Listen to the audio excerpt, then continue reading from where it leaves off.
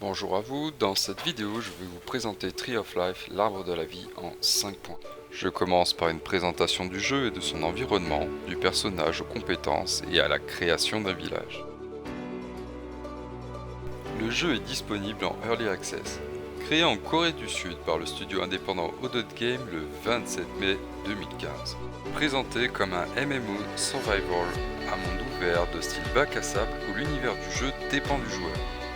Pour la création du personnage, vous disposez de 3 serveurs au choix. Ensuite, vous pouvez customiser votre joueur. Concernant l'environnement du jeu, à chaque minute, l'univers du jeu est mis à jour. Les arbres poussent, les animaux et les monstres se multiplient. Il existe un cycle nuit-jour où la nuit les monstres sont plus nombreux. Chaque action du joueur influence l'environnement. Si vous détruisez la forêt sans la préserver, les esprits se montreront hostiles. A l'inverse, si vous préservez l'environnement, les esprits épargneront le joueur. Concernant les monstres, ils peuvent évoluer eux aussi et développer leur propre village. Cela pourra entraîner des batailles épiques.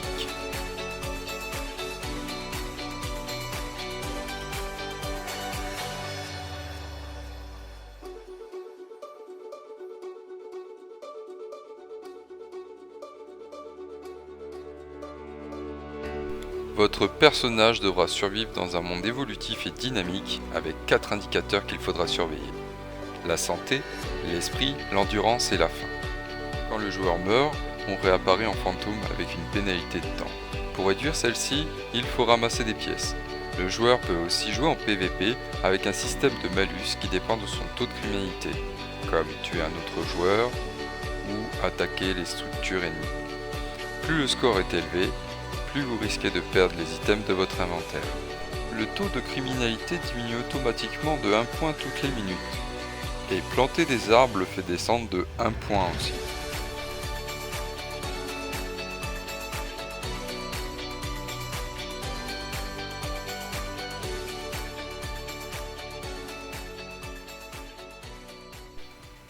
Pour les compétences, dans Tree of Life, nous avons 4 grands types de maîtrise dont 24 compétences au total.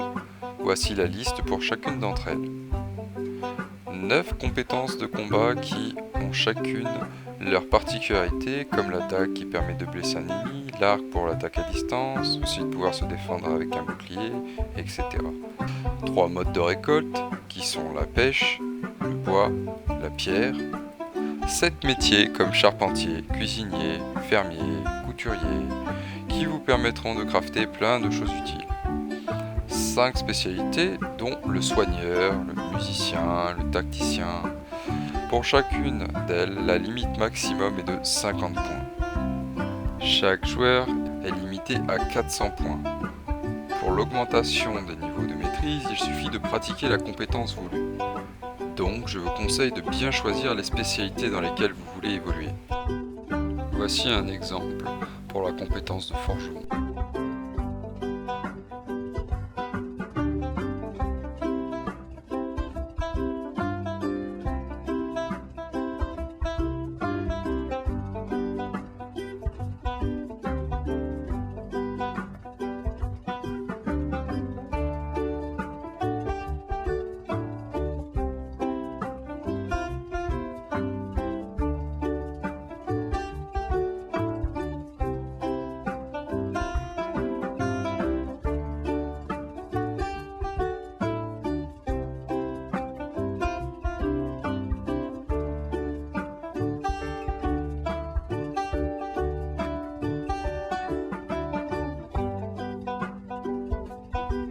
Pour avancer dans le jeu et créer un village, il vaut mieux jouer en coopération pour pouvoir se répartir les tâches.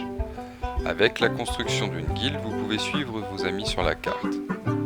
Ensemble, vous pourrez construire des maisons, des ateliers qui formeront un village et plusieurs d'entre eux donneront un royaume. Un système de marchandage existe avec la vente d'items communs, rares, épiques ou légendaires.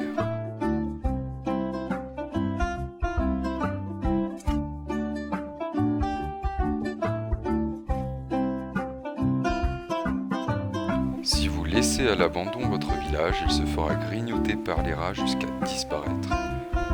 Pour finir, le jeu offre un univers riche et varié qui s'appuie sur une relation entre les joueurs. Si vous aimez la construction, l'exploration et le jeu en coopération, vous allez être servi. Le jeu étant toujours en cours de développement, d'autres mises à jour vont peut-être nous proposer magie et d'autres biomes cachés, pour l'instant par des nuages, sur la carte.